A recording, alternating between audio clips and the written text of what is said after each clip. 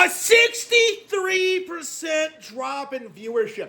I didn't even know the show existed, but not that I would ever watch this garbage. I grew up reading these books, and these are the very epitome of woke popular children's literature. Like, Percy Jackson is the reason why I stopped reading YA, honestly, because everything that gets published is just complete slop. Everything's awful. Everything is just milked to death. And they always try to normalize the most ridiculous social trends. I'm pretty sure, like, Percy Jackson is the first time I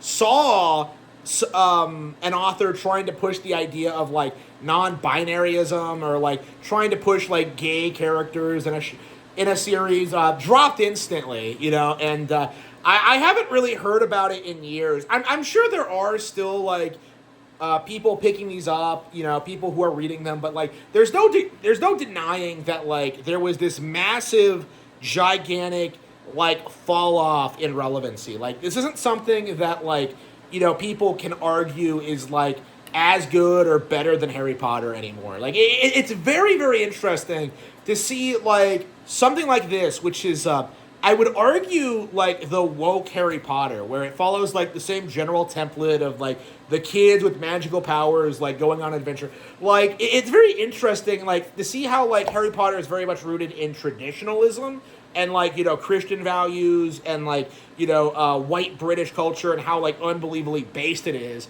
in spite of being written by a liberal. And then you look at Percy Jackson, which is like the knockoff equivalent, where like, oh yeah, like this is the most woke thing we can get away with in the current year. Like even in like the 2000s it kind of felt that way. But like the fact that this series continues to get produced, that new books get written and new TV shows get made is just baffling to me. Because like if you were aware, the movie that they tried to make was a complete failure for a lot of reasons. Never saw it, never will see it. But like it was very blatantly this attempt at recapturing the Harry Potter template, the audience for that, and it didn't really work. I would say like the Harry Potter audience kind of graduated to like the Hunger Games, and then like moved on, I should say. Like, Hunger Games is slop too, but like like we kind of, after Harry Potter, like YA went into like a more darker direction in general. Like, Percy Jackson is just more of the same, and like it doesn't really do it as well, right? So it's very interesting to me to kind of see like where the series is at in the current year, because it's about where I thought it would be, where like it pretty much only gets talked about among woke audiences. Whenever some YA author like comes out and like says something, it's always this guy. Like, Rick Warden is one of the most vocal proponents to like woke culture out there. He's a huge advocate for troons. He's doing all this nonsense, pushing like all this crazy woke bullshit in his books. And, a lot of people for a long time were celebrating it, Like, if you went on Twitter, like, for a while there, you saw people saying that, like, oh, we have to support Percy Jackson. Like, he's our guy. Like, we have to support these books, guys. And, like, it's very, very interesting to see the reality of those politics put into practice, and the reality of what's happening, because Harry Potter is more popular than ever. You can look at like any bookstore ever and like see Harry Potter top the sellers list like everywhere. Okay, I've bought a copy of Harry Potter this year, actually, the full cast edition on Audible. So like, it is interesting to see like a woke show get produced, adapting, I don't know, the second book in the series. I don't know what they're doing. Like, them trying to like add DEI to it, trying to make it woke, and just having it like completely collapse, because this is something that's been building up for a long time in the community. People like the author kind of like skating around like very obvious like plot holes in this in the concept of the series. Like one of the main characters is the daughter of Athena. And if you don't know why that's retarded, you don't know anything about Greek mythology. Essentially, Athena is a virgin goddess and has no children. But like, the entire the coping they go to kind of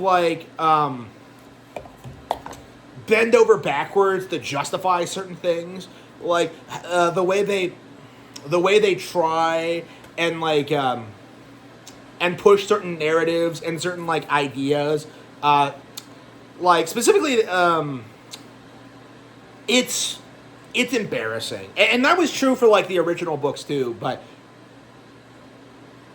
the fact that it's mainstream now, the fact that we're on season 2 of what should be this very extremely well received adaptation of a YA series, and getting this immediate drop off should be a very strong indication of where we're going in the future. This is where we are right now, where audiences everywhere are rejecting woke nonsense, even inside a series that is tailor-made for a woke demographic and primarily has an audience of woke teenage girls. Okay? Percy Jackson had this huge following, right? Had this huge fan base. It had a pretty successful first run. I would say the first 5 books are fine, going by my recollection of it. You had these popular books that were finally getting adapted. You had all this, you had this template for success, and you couldn't even maintain your audience for a season 2. That is the reality of where we are right now, where it doesn't matter how good your season 1 is, people are going to not watch the following season if there's even a sniff of woke nonsense in it. Cobra Kai was the first 2 seasons, especially the first, was some of the best TV I've ever seen in my life. And I ended up dropping it by season 3 because it was going too far in the whole being an alpha male is bad actually narrative. Their propaganda didn't work. What happened with Cobra Kai is just everyone just says the first 2 seasons are the good ones, and doesn't even talk about the follow-ups at all. Except where did it go wrong? And that's the problem these streaming shows have, is that for a while there, they were able to gaslight people into doing this, they would produce maybe one season of good stuff, like they did with Stranger Things, right? They would produce one high quality series that was super popular with everyone, and then they would progressively make it more and more gay to the point where the entire climax of season 5 of Stranger Things is just all the characters sitting around oh, we love you, brother, even though you're gay. Oh, I totally respect you, bro. It's propaganda, and it's becoming ineffectual propaganda is the real problem with all this woke stuff. Because, I think traditionally in the 60s and 70s, the mindset was that society would get progressively more and more woke, that people would start accepting this more and more, that people would become more tolerant, that the sexual free-for-all would happen. We would all be in one giant polycule, essentially. Didn't happen. We've seen, if you're like me and you grew up in a woke community and you see what these people are actually you end up rejecting it. You end up rejecting the narrative. You end up rejecting the false science. You end up rejecting the experts. You end up rejecting society's entire nonsense. And the thing is, we're right about that, to reject it. So their society is going to collapse while our society just keeps stronger and stronger and stronger and stronger. You're seeing that now. That's why shows like this and Stranger Things are getting rejected so quickly now, is that people are becoming more and more aware of what a problem faggotry actually is when it comes to entertainment. This is something that should be outright banned, honestly. That is something we really do need to talk about, is that all these people want to do is sit around and talk about how gay they are in an attempt to try and validate their existence. Instead of living actual, genuine, fulfilling lives, with their families, oh, I'm totally special, I'm different. Being normal is boring.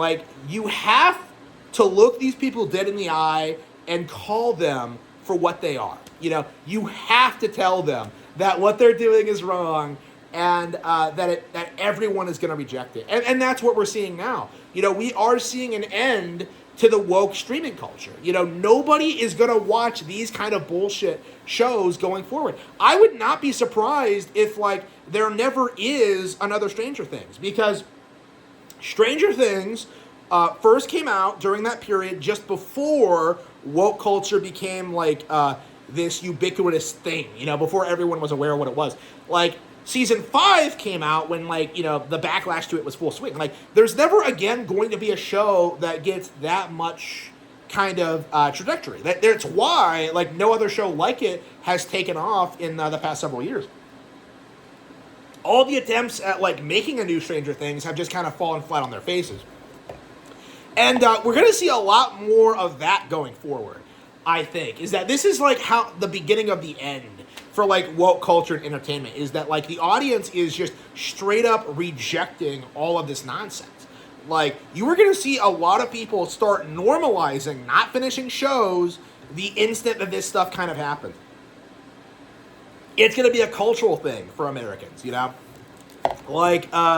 aren't going to gaslight people into thinking that, gayness is acceptable anymore. And, when it comes to, Percy Jackson, because, again, I don't know anything about the streaming series. I don't even know what platform it's on. I had no idea it existed until this story came out. But, when it comes to this specific series, I feel as if, the race mixing and, the misrepresentation of, the mythology and, the history of it all, I feel like eventually people are going to start catching on to, what they're doing with that, too. The general trends and stereotypes, there's so much you can talk about with how they misrepresent this kind of thing. I'm sure in the show they make someone gay or something ridiculous.